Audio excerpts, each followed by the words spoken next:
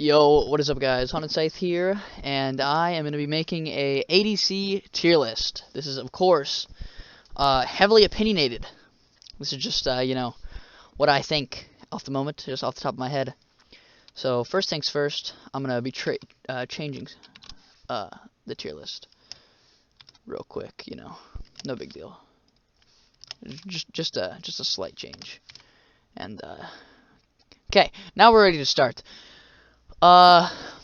Aphelios, B. Why?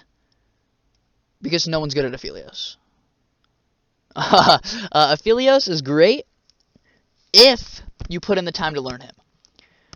If you know all his stuff, he could be amazing, but if you don't, he's just not the move. Ashe, easy to play, has a great ult. Her W slows, she just melts everyone. Great ADC. Kalista, I'm gonna put in C just because she's not in a great spot right now.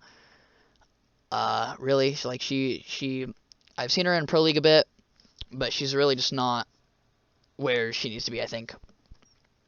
Caitlyn, B, she's annoying to play against, but she doesn't have that much pressure in team fights, really. I feel like she has her Q, I believe it is, that the long range shot that does damage all around, but other than that, she just has autos, traps. She can zone, but she's not really that impactful. I feel like in a big team fight, where someone like Misfortune with her ult, she clicks R. If they're locked in place, their whole team's dead. Misfortune does so much damage. She hurts incredibly bad. I want to put Ezreal in S tier as well, because he has just a bunch of burst damage. He just bursts you down. And his passive, if you're good at using his passive and using it effectively, you can start autoing really quickly. I'm going to put Jhin in... Where'd he go? B. I'm going to put him in A. Because I permaban Jhin, so I don't play him ever. But he, Gale Force, 4th auto. When you're a squishy ADC, he does so much damage. And he has his ult in a team fight, so he can just sit back, and he has his Q, it'll bounce around, and he can root you. That root is so good if he has a CC teammate. So Jhin is really hard to play against. I kinda feel like putting him in S, but I'm not going to. I'm gonna put Jinx here because she's good. She has her wave clear with her rockets. She has her fast attacks with her machine gun. Her ult is Ashe's ult, but instead of CC, it's just damage. And she's just good all around. She also has the little trap she places down. So if you have a Leona teammate who engages on, you can put the traps right behind where the person's stunned. So if they walk back, they die. If they walk to the side, they're gonna die just because they're in auto range. Kai'Sa's S tier. Every 5 autos, she does a bunch of damage. Her Q on isolated enemies does a bunch of damage. Her E gives her attack speed, and she moves a little bit faster to dodge more easily. And then her W is just like a snipe, and if you hit that, you can ult to them. So she's really good in a good spot. Samira. I don't know how I feel about Samira. I'm thinking either S or A tier. I'm gonna put her in A tier for now. But Samira has a deflect ability that does damage. Her ult has no cooldown, and it's an insanely good ult. If you're in a team fight and you just keep on getting your ult because you keep getting your S rating, whatever it is, I forget what it's called.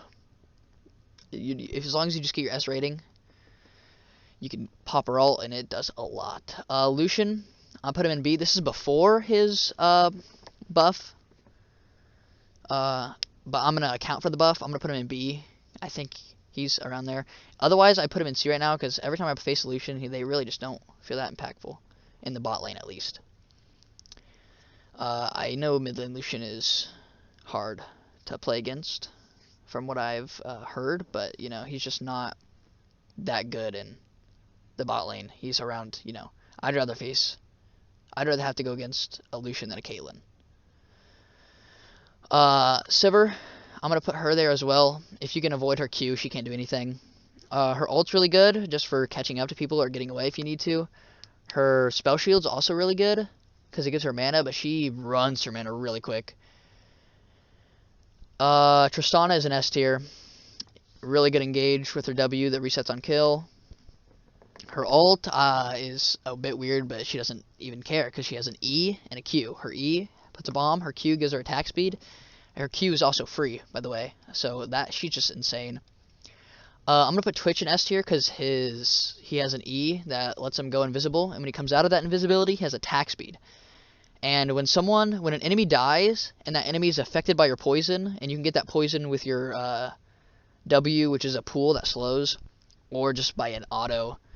If you get that on and they die with poison, then your Q resets, which means in a team fight, as long as you're getting kills, you have perma buff attack speed. And Twitch's ult in a team fight is insane if they're clumped together.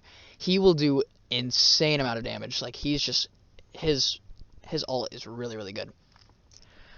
I'm going to put Varus in A tier because if you get 3 autos on an enemy and then you WQ, that enemy is going to hurt. Like, they're going to be in pain.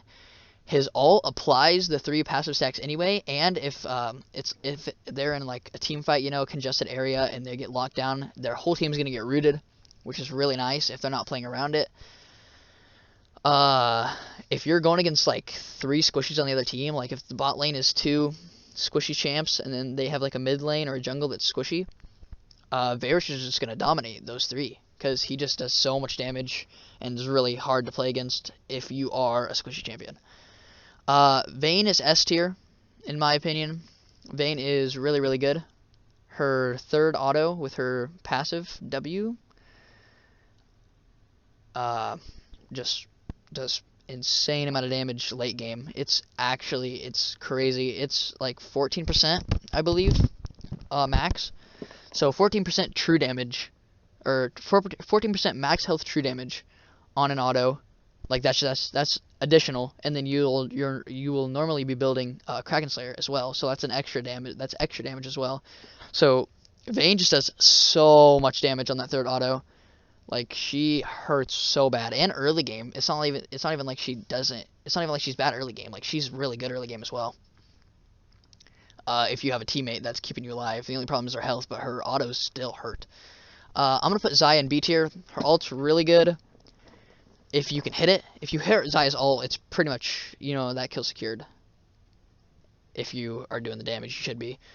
Because they get rooted and they get all that damage, and then you just get your couple autos off. It's really big advantage. And her ult sends her up in the air, so she can't get targeted for that little bit of time, which is pretty huge. She has her feathers that she just sends out, and if she just roots you, you know, it's gonna be annoying to play against a really good Xayah.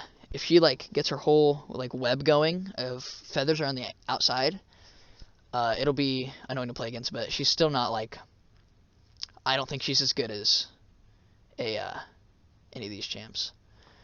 The only reason I have Twitch and S, I'd probably have him towards like, this is not in order, of course, but I'd probably have him not.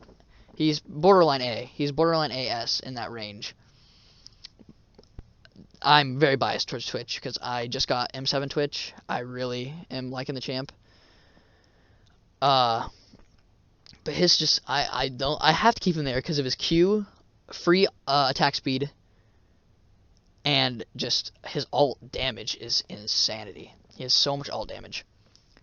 Kog'Maw's not here for some reason, but I would put him A probably because he does a lot of damage. But the problem is he has no way to get out. Has no mobility. Like Twitch has his slow and his invis. Kog'Maw has a slow, but it's not that great of a slow, if that makes sense. But this is my tier list. There might be champions missing from this pool. I'm not sure. I just got this off of Tier List Maker. But if you guys want to see more tier lists in the future or anything related to Dead by Daylight, let me know in the comments, and I will be sure to bring it to you. But for now, it's been the Haunted Scythe, and I'll catch you guys next time. Peace.